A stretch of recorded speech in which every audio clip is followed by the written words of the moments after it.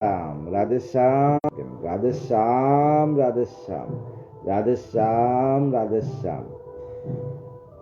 জয় রাধে কৃষ্ণ কৃষ্ণ কৃষ্ণ রাধে রাধে রাধে শ্যাম শ্যাম শ্যাম রাধে রাধে রাধে কৃষ্ণ কৃষ্ণ কৃষ্ণ রাধে রাধে রাধে শ্যাম শ্যাম শ্যাম রাধে রাধে। জয় রাধে জয় রাধে জয় রাধে জয় রাধে। হরিনাম শ্রবণ করেন, হরিনাম জপ করেন, হরিনাম কীর্তন করেন। কলিতে জ্ঞান যুগ নহে, কর্মযুগ নহে, কলিতে ভক্তি ব্যতীত আর কোনো যুগ নেই। সব হইল ভক্তিরূপে, ভক্তিতেই মুক্তি। আজ আমরা আলোচনা করব শ্রীমদ্ ভাগবতের প্রথম স্কন্ধ ১৭ অধ্যায় ধৃতরাষ্ট্র সংসার ত্যাগে যুধিষ্ঠিরের খেদ এবং নারদের উপদেশ। সম্বুদিয়া সুত কয়ে সুনরি ঋষিগণ, ধর্মরাজ কি করিব বলিব এখন। এদিকে প্রভাত কালে যে ধর্মরাজন, প্রাত সন্ধ্যা ক্রিয়াদি করি সমাপন। তিল ভূমি দান করি নমিয়া ব্রাহ্মণে, অতঃপর জানো তিনি গুরুধর শনে। ধৃতরাষ্ট্র গৃহে পশি ধর্মের নন্দন, তথা নাই পান জ্যেষ্ঠ ভ্রাতাতের দর্শন। নায়িক গান্ধারী দেবী ধৃতরাষ্ট্র বীর, সুমতি বিধির নাই সর্বশাস্ত্রধীর। আশ্চর্য মানিয়া মনে মেলিয়া নয়ন, দেখেন সঞ্জয় বসি বিমর্ষবদন। ধৃতরাষ্ট্র সকালবেলা উঠিয়ে যুধিষ্ঠির মহারাজ স্নান করে, প্রাতঃস্নান করে তিল ভূমি ব্রাহ্মণকে দান করলেন। দান করে উনি যখন জ্যেষ্ঠ তাঁতের কাছে গেলেন, গান্ধারীর কাছে গেলেন, গিয়ে দেখেন কেউ নাই। দেখেন সঞ্জয় বিষণ্ণ বদনে বসে আছেন। সঞ্জয়ে নেহারি ধর্ম জিজ্ঞাসে বিনয়ে, ধৃতরাষ্ট্র কুতা আছি যে সংশয়ে। দুই চক্ষু অন্ধতার কোথায় যে সেজন, নাহেরি তাহারে হই সুখের মদন। আমার পিতৃ আমার তাত, জ্যেষ্ঠ তাত, দুই চক্ষু অন্ধ, উনি তো কোথায় চলে গেল, নেই আর। মাতা গান্ধারীও নেই। পুত্র সুখে সুখাকুলা গান্ধারী জননী, কুতা গেল মোরে ছাড়ি বল গুণমণি। বিপদের বন্ধু কুতা বিদুর সুমতি, নাহেরি তাহারে মর চঞ্চলতি। আমাদের কুল্লতা বিদুর, মাতা গান্ধারী কেউ নাই। নাহেরি সবারে মন এ সন্দেহ হয়, হয়তো সকলে প্রাণ ত্যাগেছে নিশ্চয়, হয়তো সবাই প্রাণ ত্যাগ করেছে। মন্দগতি আমি তাই ভাবিতেছি মনে, গঙ্গায় ডুবিল রাজা গান্ধারীর শনে। কি দুঃখ উদয় মূর করি কহিব কেমনে, যবে পিতা মরিলেন কে রাখে জীবনে। শৈশব বয়সে যবে নাই কোনো জ্ঞান, কত যত্নে রাখিলেন আমাদের প্রাণ। আপন বিপদে এই পিতৃব্য দুজন, নানাভাবে আমাদের করিল রক্ষণ। এক্ষণে কোথায় তারা করিল প্রস্থান, কোথায় তাদের নাই পাই যে সন্ধান। আমি কোথায় তাদের সন্ধান পাচ্ছি না, ওরা কোথায় চলে গেল। ধৃতরাষ্ট্র, গান্ধারী, বিদুর কোথায় চলে গেল। হে সঞ্জয় বল বল কোথায় সকলে, বাসিতেছি মন মুর সংশয়ের জলে। এতক বলিয়া ধর্ম করেন কন্দন, জর জর নীরবয়ে ভাবিয়া নয়ন। সুত কয়ে শুনো শুনো অহে মহনিবর, কি ধর্ম সঞ্জয় করে শুনত তপর। ধৃতরাষ্ট্র আদি সুখ সঞ্জয়ের সুজন, বিমর্ষ আছিল সেই দুঃখের মগন। জর জর বয়ে তার নয়নের জল, বিরয়ে আকুল হৃদি কয়ে অবিরল। তাই বিরয়ে ভাবে কাঁদি কাঁদিয়া সঞ্জয় বলছে। এই রূপে প্রশ্ন যবে করে যুধিষ্ঠির, মুখ হতে কথা তার নাহে বাহির। তার প্রশ্নের হয় সুখের সঞ্চার, পূর্বাপেক্ষা বাড়ি বয়ে অবিরত দ্বার। ধর্মের করিয়া স্নেহ তবে জ্ঞানবান, বলিতে অন্ধের কথা মুচিল নয়ান।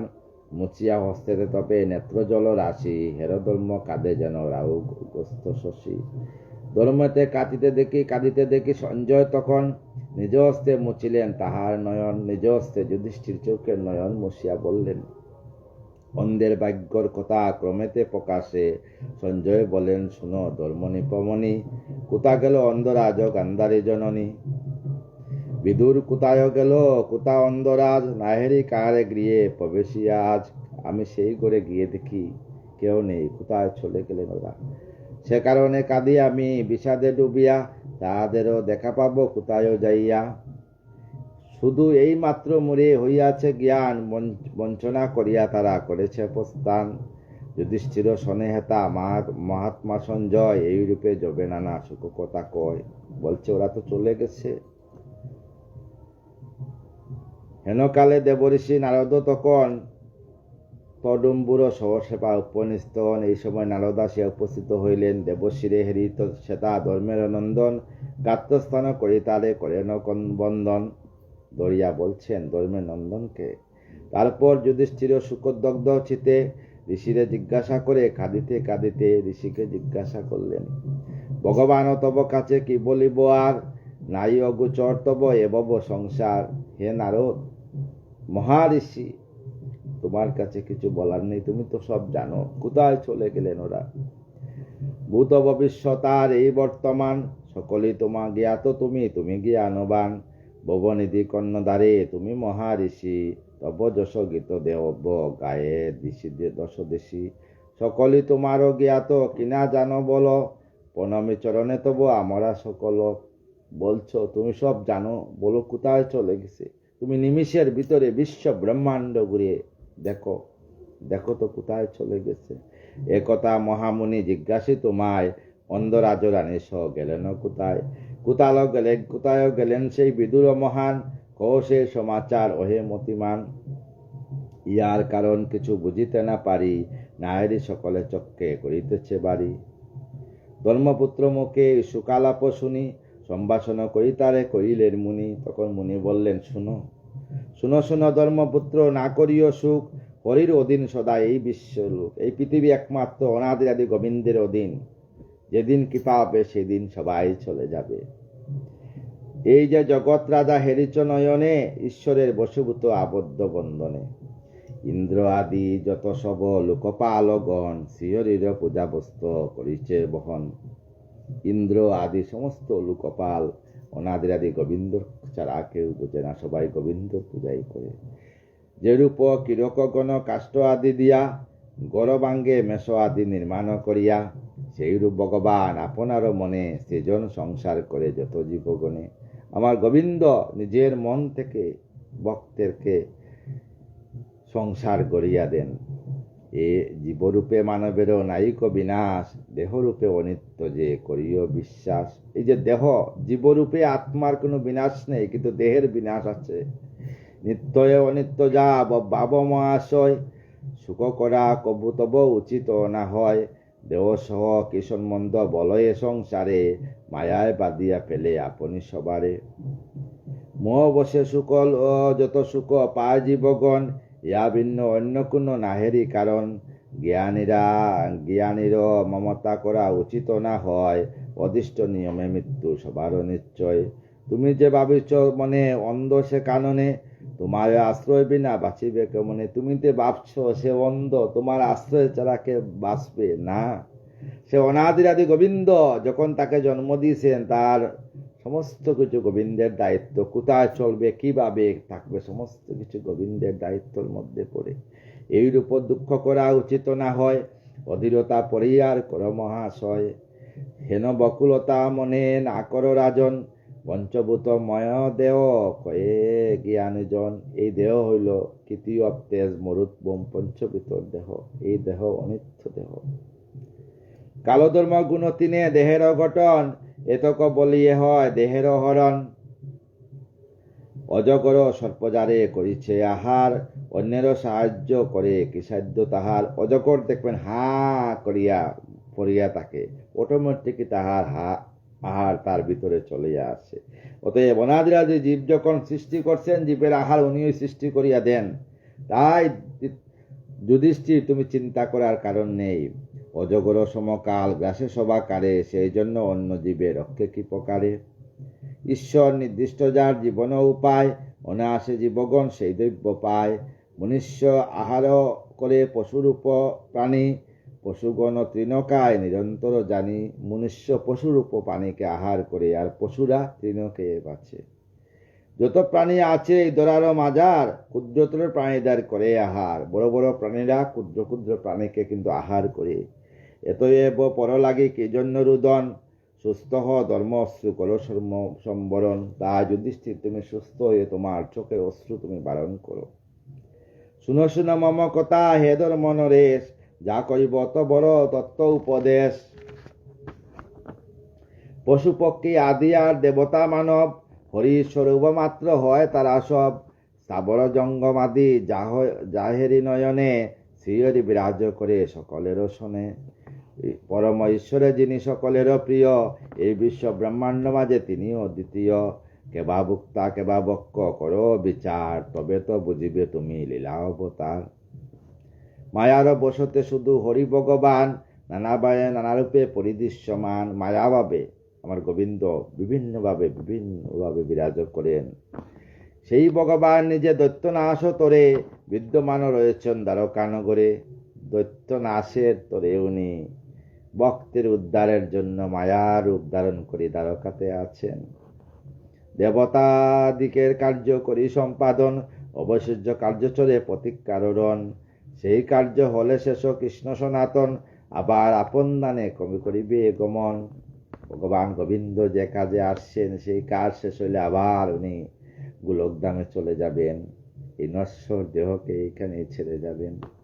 যতদিন ইহলোকে আছে ভগবান, ততদিন তোমরা করো অবস্থান। যতদিন গোবিন্দ আছেন দ্বারকাতে, ততদিন তোমরা অবস্থান করো। শুনো শুনো মহারাজ ধর্মের নন্দন, ধৃতরাষ্ট্র আদি জেতা করিল গমন। বিদুর সহিত অন্ধ বার্জারে লইয়া, হিমালয় দক্ষিণেতে গেছেন চলিয়া। হিমালয়ের দক্ষিণে চলিয়া গেছেন ওরা। যথায় আছেন বহু ঋষি তপদন, তথা গিয়ে আছেন তারা তপস্যা করেন। যেখানে ঋষিরা আছেন সেইখানে চলিয়া গেছেন ঋষিদের কাছে গোবিন্দের লীলা সংকীর্তন শোনার জন্য।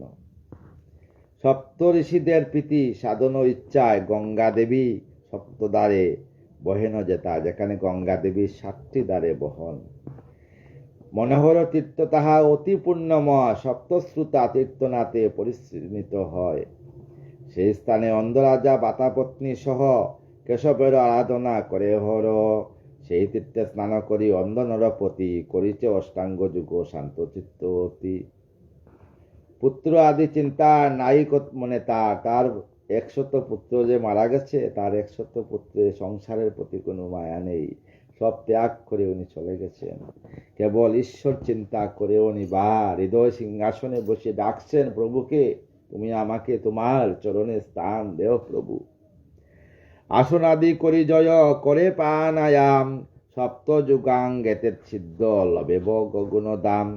শ্রীহরির চিন্তায় তো শুদ্ধ হয় মন, সত্য রজ তমগুণ হয় বিনাশন। ধ্যান ধারণা নামে যে যুগাঙ্গ আছে, সহজ হইল তাহা অন্ধ নিপক আছে। স্থূলদেহ হতে আত্মা ভিন্ন যে সদায়, এই মহাজ্ঞান রাজা লদি আছে তাই। ঘটিছেতে পুরিলে যে বায়ু ঘটাকাশ বলে, বাঙ্গিলে সে ঘটক বলে আকাশ সকলে।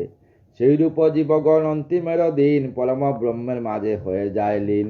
তাই অন্তিমের দিনে পরম ব্রহ্মের মধ্যে লীন হয়ে যায়। উপাধি বিভিন্ন মাত্র একমাত্র ধন, অজ্ঞানের বসে ভাবে বিভিন্ন রতন।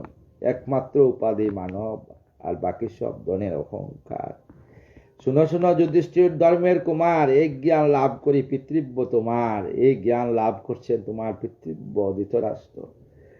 যুগতে মায়াজারও চিত্তবষ্ট হয়ে যায়, বুত্থান তার নাম কইনু তোমায়। সেই বয় এখনো নাই অন্ধ নিপতির, বাসনা তেজিয়া তিনি হয়েছেন ধীর। ওনারা আর কিছু নেই, তাই তিনি বাসনা ত্যাগ করে দিচ্ছেন।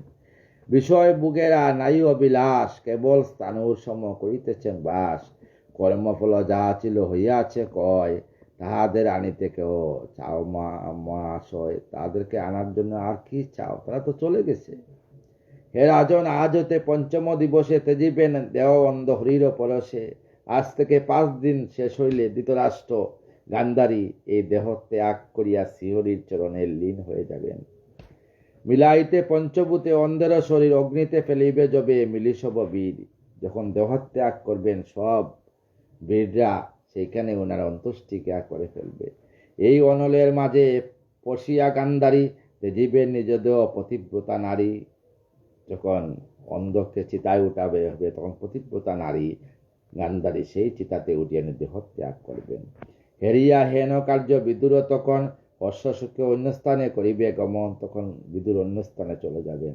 এতক করিয়া তবে সেই তপদন টম্বরু সহিত স্বর্গে করেন গমন। বিনা বাজিয়ে বাজিয়ে আবার স্বর্গে চলে গেলেন।